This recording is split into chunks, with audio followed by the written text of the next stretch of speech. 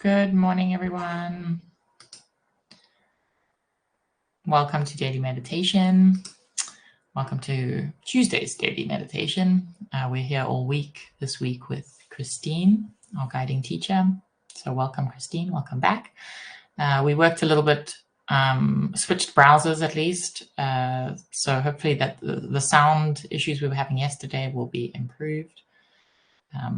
If not, I think it is an internet issue, so we'll just have to practice with it. So for anyone who's joining us for the first time, very warm welcome. These sessions, we run them every day, every week of the year, except for August, where we take a break. And we have different teachers coming every week, teaching a week of daily meditations.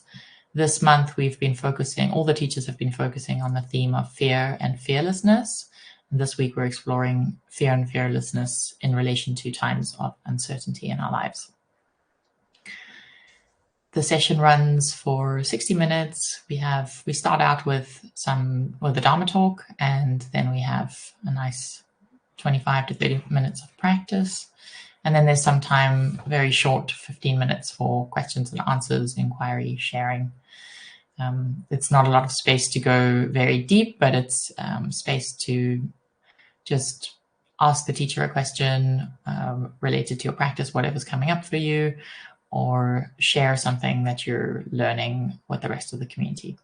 So you can do that two ways. You can either just type it in the chat, and we ask that you write question in caps at the beginning.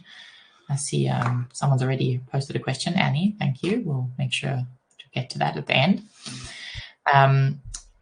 Or you also have the option to come on screen and have a dialogue if you would like to. And there's a raise a hand, little hand icon at the bottom of your screen. If you click on that, I can bring you on screen. And last thing to say is that these sessions are completely run on the Buddhist principle of dana, donation basis, which is pretty rare in these times.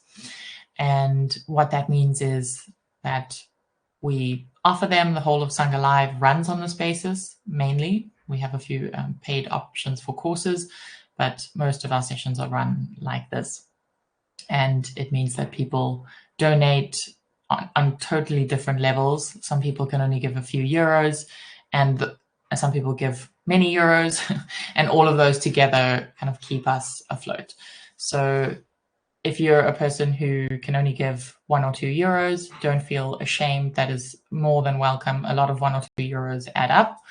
Actually, Sangha Live is run mostly on a lot of small donations. So please don't hesitate if you can. And if you can't, you're also very welcome to be here. And if you want to give more, you're also very welcome to do that. We appreciate everything, and we receive it all with a grateful heart.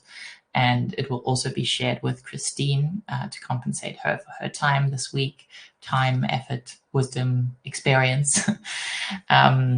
And so if you would like to give to Christine, make sure that your donation goes to Christine. You need to do that you need to donate by the end of the week, Friday, midnight, British time. That's the cutoff for this week's teachings. So anytime up until then, it will be shared with Christine.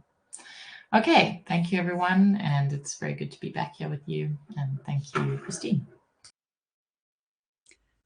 Thank you, Faith. Hello, everyone. Welcome back to this morning meditation. So as Faith said, we will come back to our theme, fear and fearlessness in times of uncertainty today.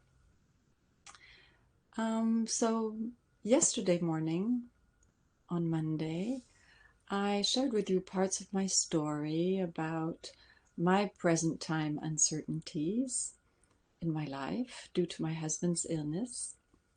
And we took a few moments to breathe deeply with the bumblebee, what I call the bumblebee chant, bumblebee breathing to relax the nervous system.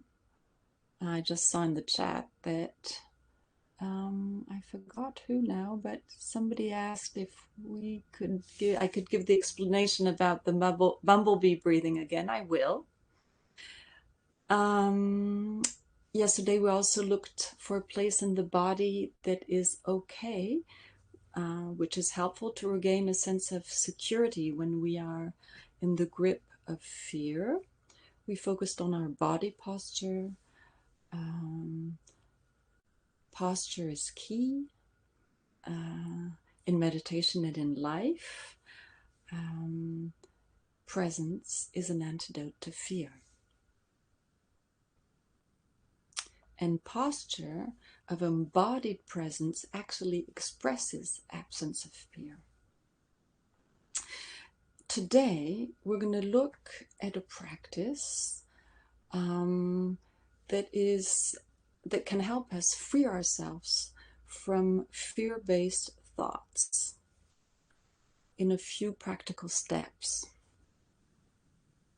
But to start with, I find it good to know that basically our fear-based thoughts are mainly created by our ego, that we can also call our small self or our I, which are different names for basically the same thing. So I find it good to know that our ego is fundamentally fearful. Its biggest fear is annihilation. And ego is devoted to protecting us. It works very hard to protect us. But it can be quite clumsy in its effort to do so. And sometimes it's neither effective nor reliable. Also because often our fear-based thoughts come from a very young age when we were dependent on others. So, in a nutshell, ego likes maximum security and therefore hates uncertainty. And so when faced with uncertainty, ego panics and can become very neurotic. And another thing that I find good to know is that ego is conditioned by the fear of having less and the desire of having more. David Rico, a well-known American Jungian analyst, defines the ego as follows. He says, ego is a device for believing that we are separate, in control, and entitled to an exemption from the conditions of life. So, in other words, ego fools us into believing that we are in control. It fools us into believing that we have the power to arrange life according to our plans. And it fools us into believing that if we are perfect in every way, we won't be subject to the laws of existence. In Buddhism, as you probably know, the laws or the three marks of existence are anicca, impermanence, everything is subject to change. Dukkha, since everything is subject to change, life brings dissatisfaction or suffering or unease. And the third mark is anatta. Self or ego is a personal and solid entity, is an illusion. The Dalai Lama says, these are his words, this seemingly solid, concrete, independent, self-instituting I, under its own power, actually does not exist at all. In other words, ego is a scam. So why is this key in dealing with fear-based thoughts? Because as long as we believe indiscriminately what ego is telling us, we will be under the grip of fear. And if, as the Dalai Lama says, ego does not exist at all, then it would be foolish to believe it blindly. To become fearless, we need to shift from believing our fear-based thoughts to trusting a more profound wisdom that comes from our true self. Obviously, this is all very schematic. I'm oversimplifying to make myself understood. And I wouldn't want to give you the impression that I'm demonizing the ego or the small self. Ego is necessary to live in the world, but its place is at the service of a deeper truth. So the general idea of this is that we need to disidentify from the thoughts that don't serve us well. So here are 6 steps for working with fear-based thoughts. This is how I work with fear-based thoughts. And I also work with clients with fear-based thoughts in this way. So step 1, we identify the fear-based thought. We want to know it well. Step 2, we notice how the fear-based thoughts impacts us, impacts our physical body, impacts our heart, impacts our mind, body, physical body, mentally, emotionally, how it impacts us. Step 3, we discern if the thought is real or imagined. Often our fear-based thoughts are based on the worst-case scenario that we imagine that has no proof to it. Step 4, we discern if the fear-based thought is helpful or unhelpful. And step 5, if the thought is imagined or unhelpful, we drop the thought. And for me, there's a 6th step that is quite useful. The 6th step is about my deeper wisdom. So we can ask ourselves, what does our deeper wisdom have to say about this fear-based thought? So 6 steps. To flesh it out a bit, here again is a situation from my life. As I told you yesterday, my husband's health is going downhill, and he will quite probably soon have to stop working. But it's hard to tell when that will happen. So again, everything is uncertain. Perhaps he will stop working next summer, or before, or later. It might be abrupt. So how can we plan things if we don't know? Fear is here. Fear-based thoughts start cycling in my mind.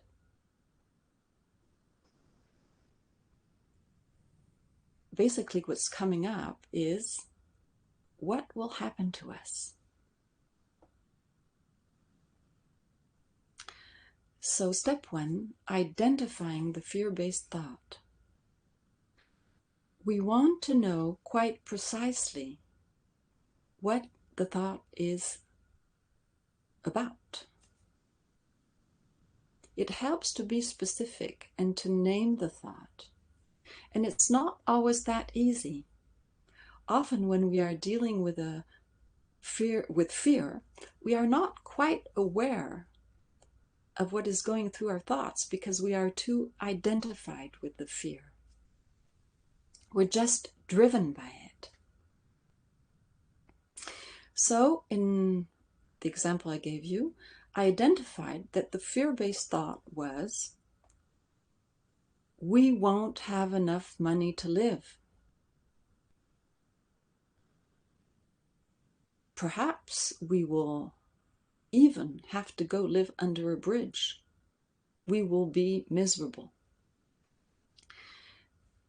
Which is quite comical in a way, because this is not really our situation.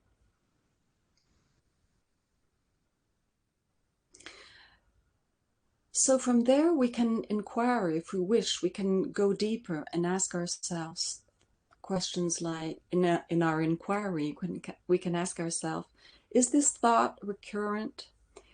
Is this thought part of a bigger pattern of thought? Is this thought linked to some history?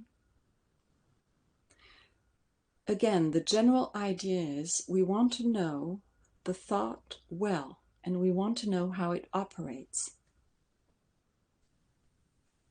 Step 2, identifying how the thought affects us physically, mentally, emotionally. So in my case, I noticed when in the grip of this thought, I noticed that my breath was affected, that my heart was pounding, that my body was contracted in many different places, that I started sweating. My mind was getting very busy. I started planning, strategizing, looking for solutions, but in a very agitated manner, not very effective. And I was nervous, restless, speeding up. My mind actually quite confused. Step 3, determining if the thought is real or imagined. In other words, is the thought a fact? I mean, based on facts, or is it a fantasy? So as I said before, often the fear-based thoughts are a projection of what might happen in the worst case scenario, with no proof. So in my case, the thought of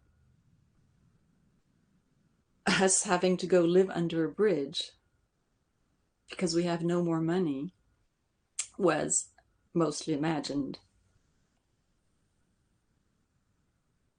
Even the thought that we will be miserable was imagined. My husband and I have lived before with much less money, and we were very happy. Step 4, discerning if the thought is helpful or unhelpful. In my case, the thought was partly helpful. It helped me anticipate. It helped me sort out our financial situation and take some useful actions. But it was mostly unhelpful. And even after having taken those steps, those useful steps, and actions to sort out my situation, the thought continued to cycle in my mind, making me feel anxious. So the thought was actually making me miserable in the present. Step 5, if the thought is unhelpful or imagined, drop the thought. And we can do this several times because, as we know, fear-based thoughts can be sticky. So if they stick, drop them again. The more we do it, the better we get at it. And if it really sticks, cut it out. Actually, the best moment to drop our fear-based thoughts are when we're really fed up because we're motivated. Step 6. What does my deeper wisdom have to say about this fear-based thought? So we can inquire into this when we are in connection with our spacious mind, our deeper wisdom. We can do it in meditation. It may be helpful to oppose this fear-based thought with a with a thought that is more aligned to our values and to our wisdom. In my situation, my deeper wisdom told me, I love the idea of living with less money. I'm not aligned with this consumer society. I know I can manage. I know I can do it. And actually, I'm happy with the challenge. And noticing how that feels. When I think in that way, it completely changes my outlook on the situation. So yes, fear-based thoughts stick. They are seductive. We believe them. And sometimes even in the face of their unreality, we believe them. So, what to do? Drop them, drop them, drop them. And when we drop them,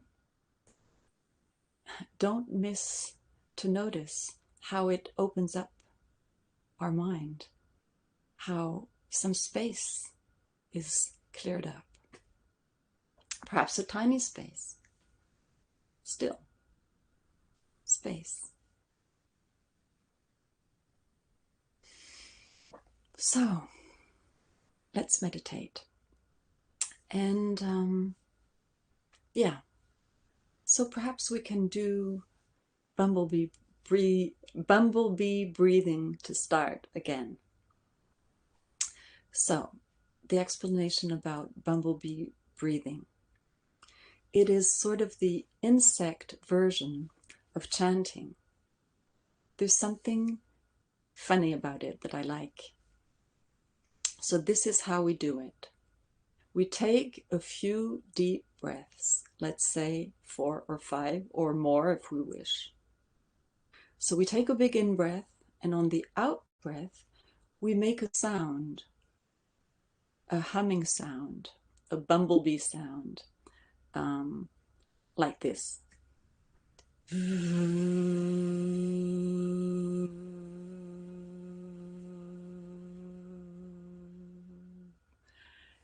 And we continue with the sound until the end of the out-breath. With this deep out-breath, we calm our nervous system. And then we take another in-breath, and we do this 4 or 5 times. So we can do it again today. Let's go.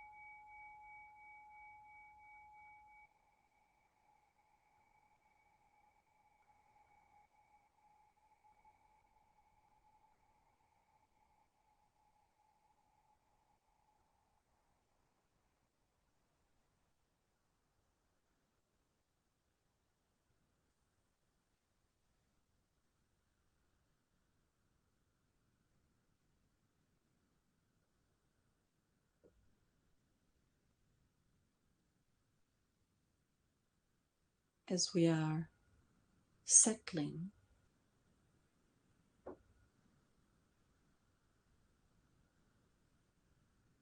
finding our seat,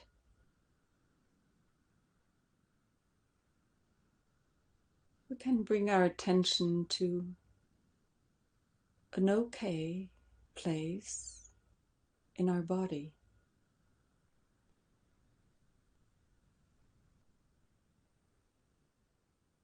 Perhaps at our extremities,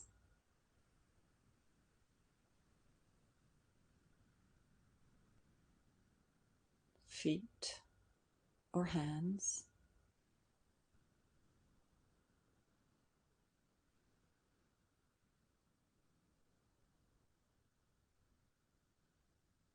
or any other place that feels okay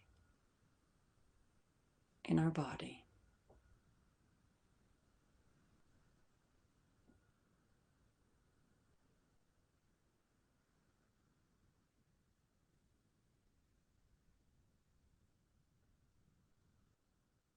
And we can rest there as we settle in.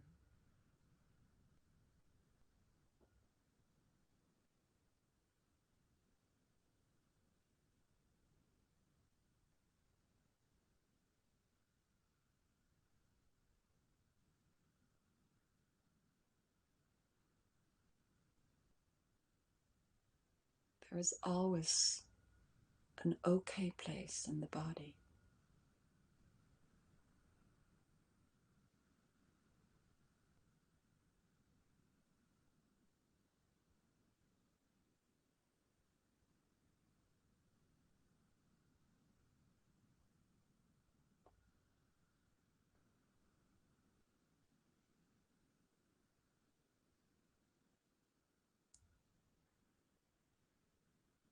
And from that okay place,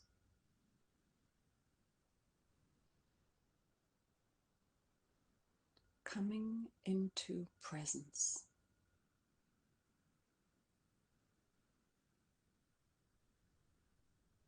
right here, finding our ground.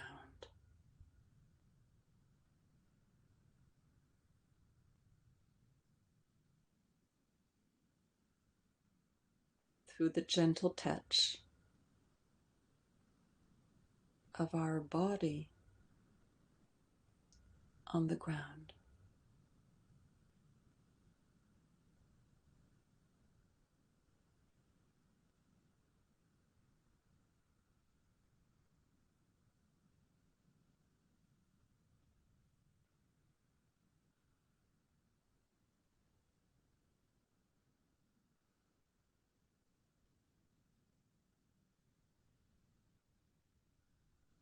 Our body is weighty, large,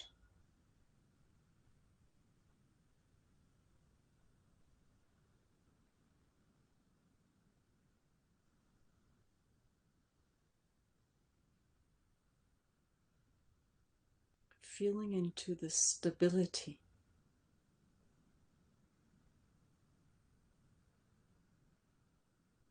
Body like a mountain.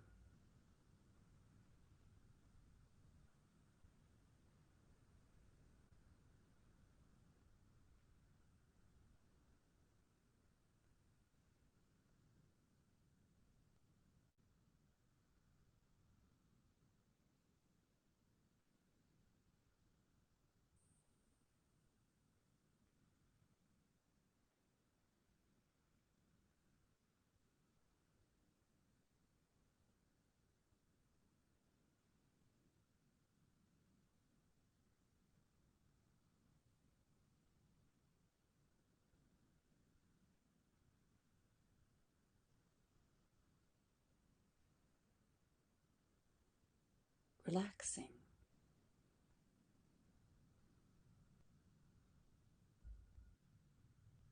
into body like a mountain.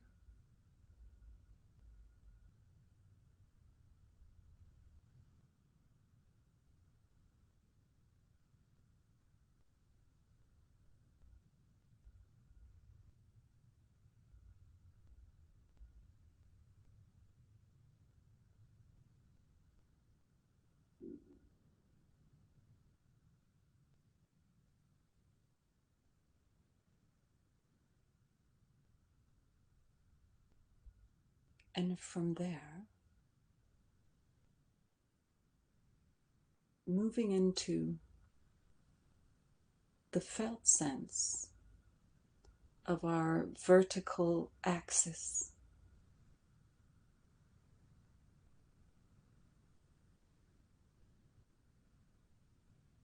our uprightness,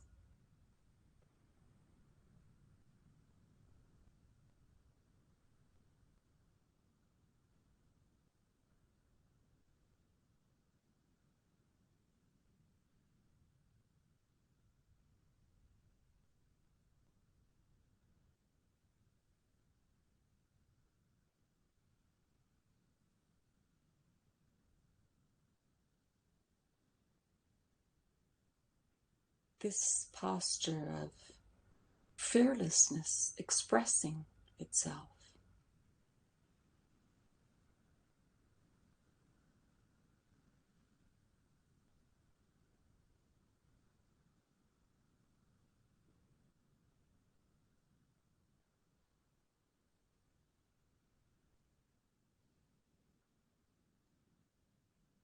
We are here,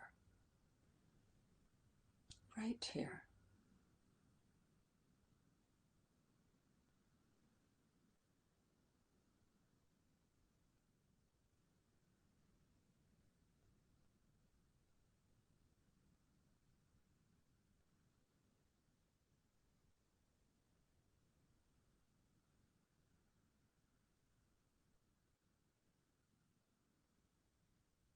Connecting with our breath.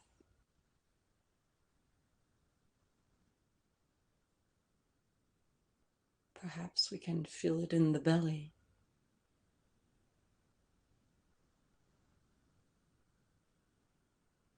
Coming and going.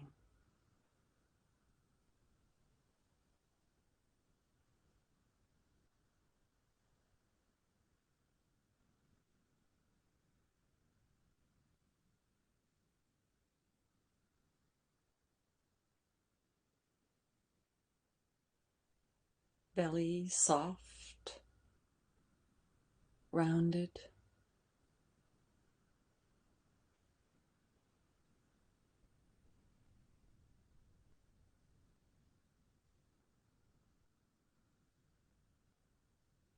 Feeling into the richness of belly.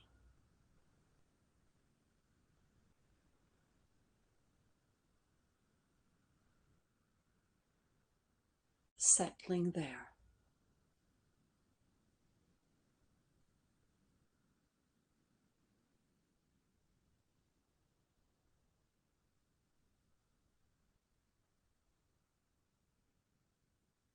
The place of unshakable confidence.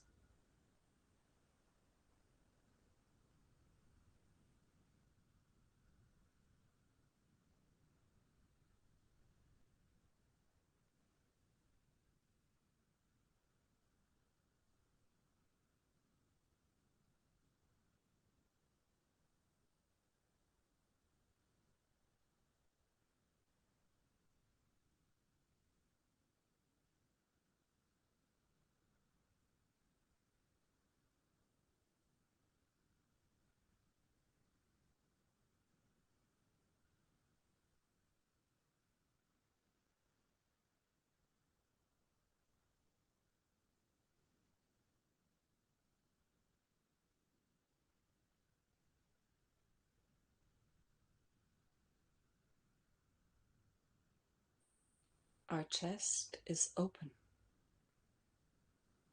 undefended.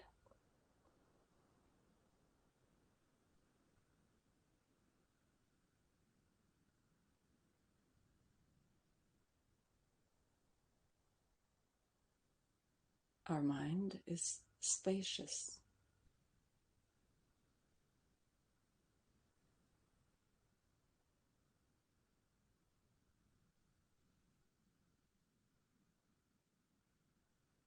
Everything streaming through.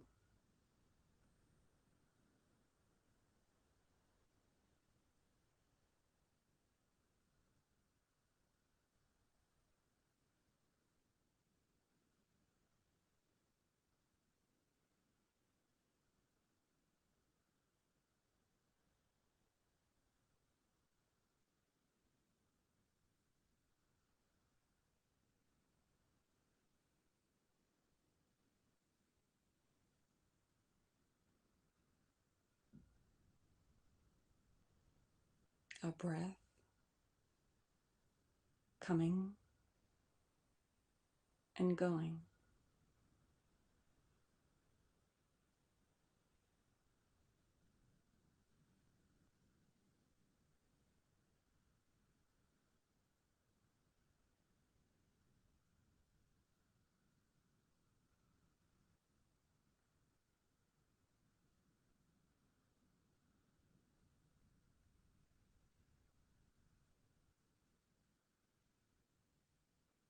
Sounds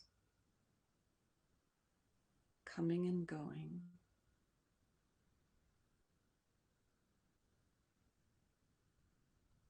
And melting into silence.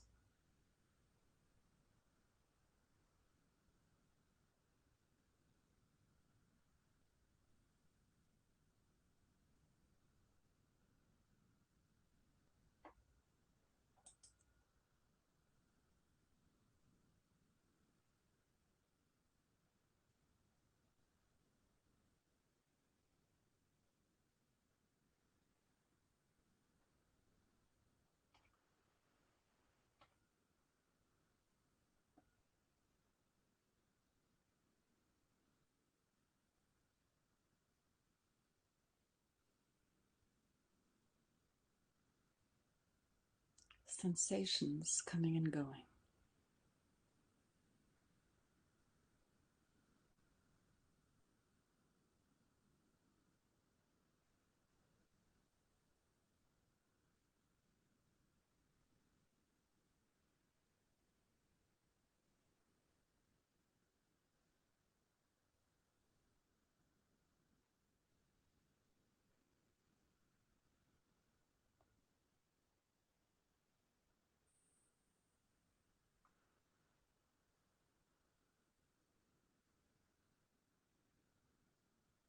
Everything in flux.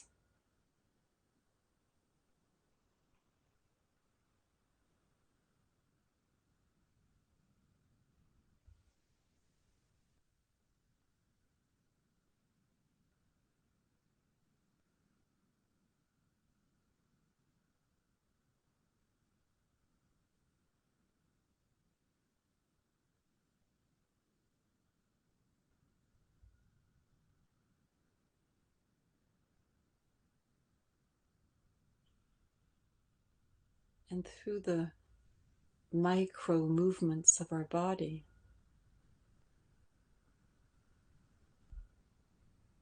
through our breath coming and going, noticing how body naturally finds its balance.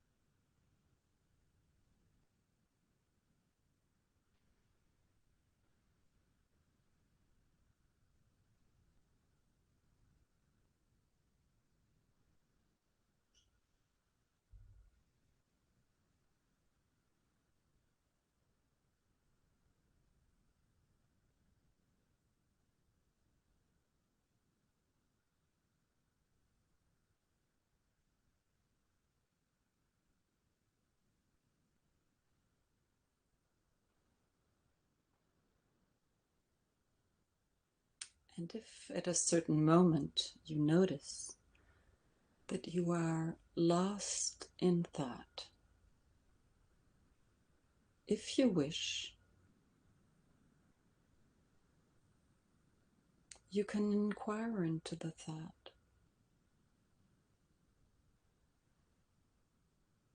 or the pattern of thought to get to know it better, only if you wish.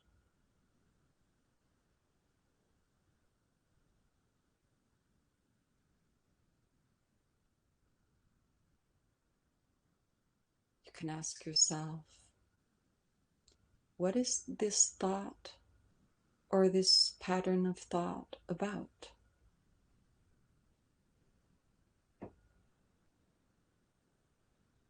Is it fear-based?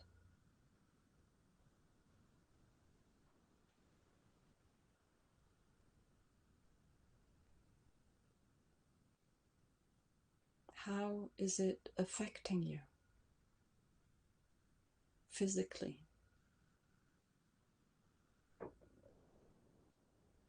emotionally? How is it affecting your mind?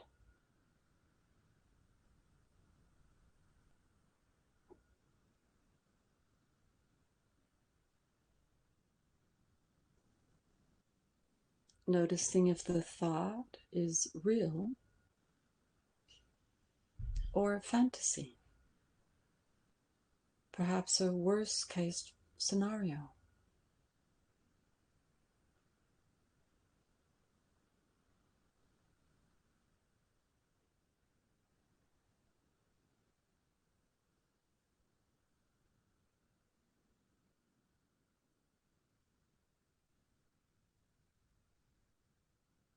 Dropping the thought if it is unhelpful.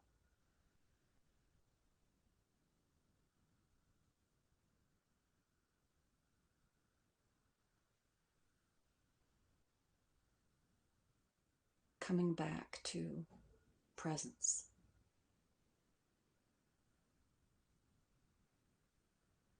Right here.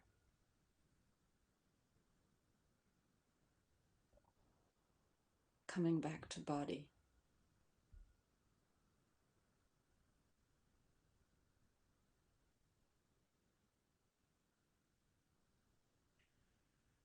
To this posture between earth and sky.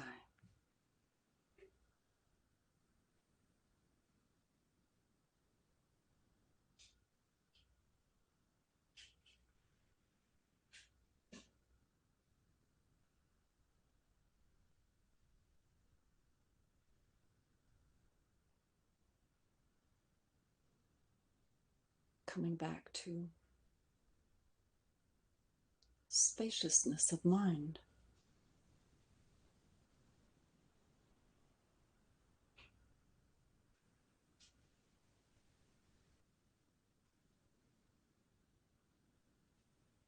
Settling into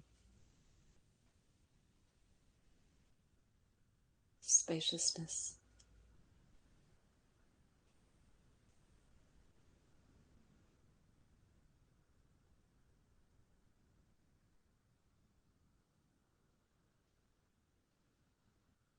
And from this place of spaciousness, if you wish, you can ask yourself,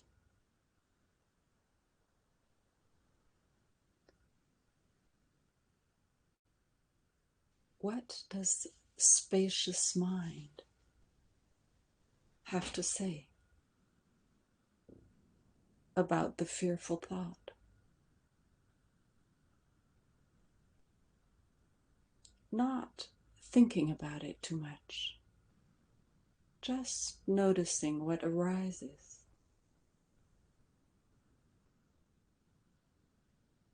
When you drop the question in your mind, in your spacious mind.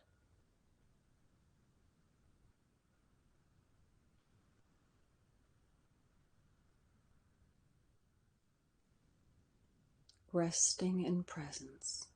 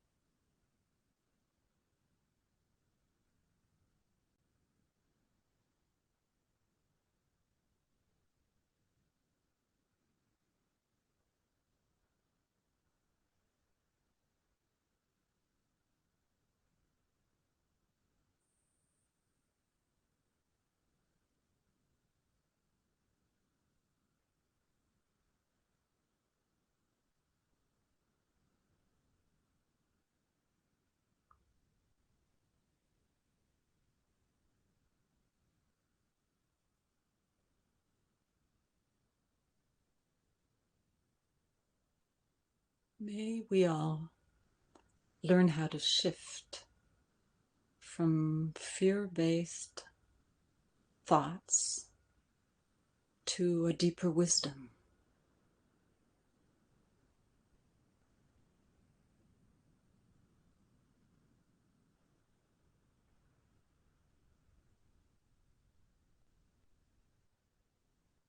May we all learn how to trust our deeper wisdom.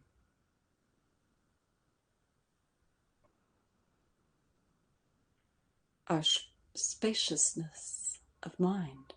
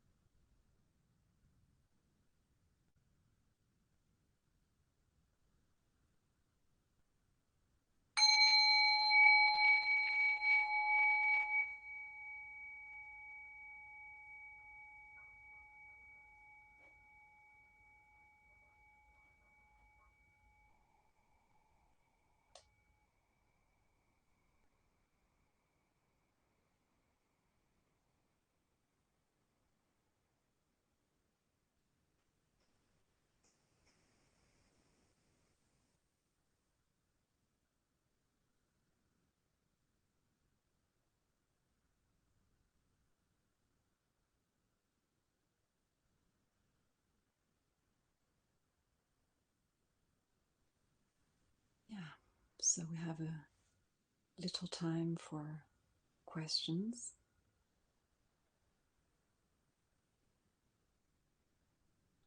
So I'm looking into the chat to see if there is anything.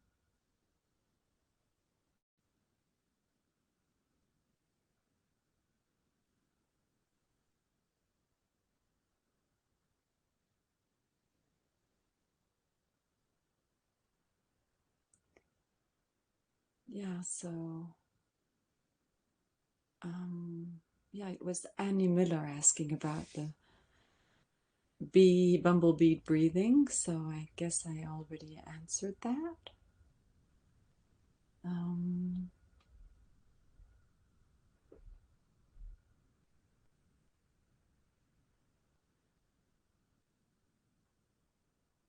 Still scrolling down. Jane asks, thus far, oops, now it's jumping. I lost it. Yeah. Oops, it jumped again. Sorry about that. So, question. So far, I had understood that development of ego is healthy for young ones to know they are separate from mother and to develop secure attachment. Bit confused about ego not existing. Yes, very true. Ego is necessary. And I too find that ego not existing is confusing. So I would suggest that we don't really have to, you know, think about it too much. Just stay with that possibility that maybe ego isn't all true. So, as I said in my talk, that I oversimplified things just to get myself understood. But yes, ego is necessary.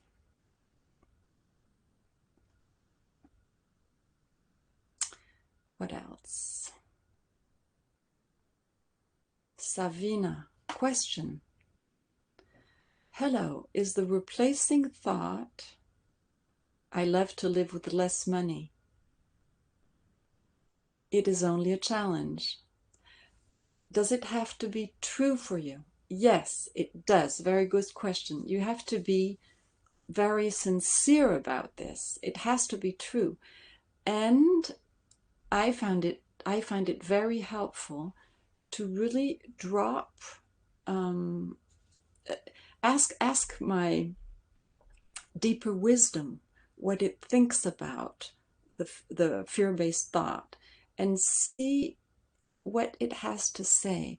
And so this "I love to live with less money" really came from that depth. And actually, I am happy to live with less. It's the truth.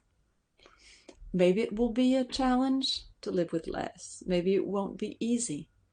But from my deeper truth, it's okay. Caroline. Oops, it jumped again. It is not possible for me to drop a thought. The suggestion to do this elicits feelings of irritation, and if anything results, I can't. Okay. Yes, I know this can be very irritating. Sometimes it really sticks. We just need to sort of soften the whole thing. It might take some time. I know what you mean. Again, I'm oversimplifying. It's not easy. But when we practice this, little by little, the thought can soften.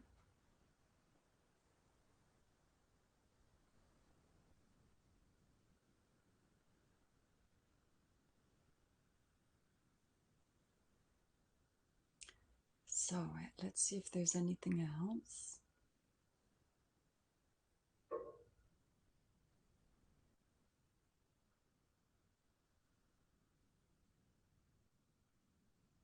Question from Annie. Could you please repeat explanation of the bee breathing? Is this the question? I can't see if it's a new question or if it's the old question. The old one. I think it was the old question. Thank you. Yeah. I'm sort of struggling with the chat here. Yeah, it's moving. So I can find it for you. The next question was from. Oh, you got it. It was Caroline, and then Catherine's asked for the steps. We can share these on Sangha Live Connect later. Okay. Yeah. Okay. So to make it really quick. Oh, there is one more. Sorry, Christine. Marlene says, sometimes it's just a sharing. Sometimes I don't realize that I have been thinking fearful thoughts for a while. Any ideas on how to recognize the thoughts during the day when not meditating? Yes, I do this a lot during the day. When you're lost in thought, notice it. That's really the first step, because we don't really notice it. And so when we can, we acknowledge that our mind is full of stuff cycling around. We ask ourselves, is this a fearful thought? Is this thought based on fear? And just ask yourself. Stay with the question. Notice how it makes you act, how it makes you feel.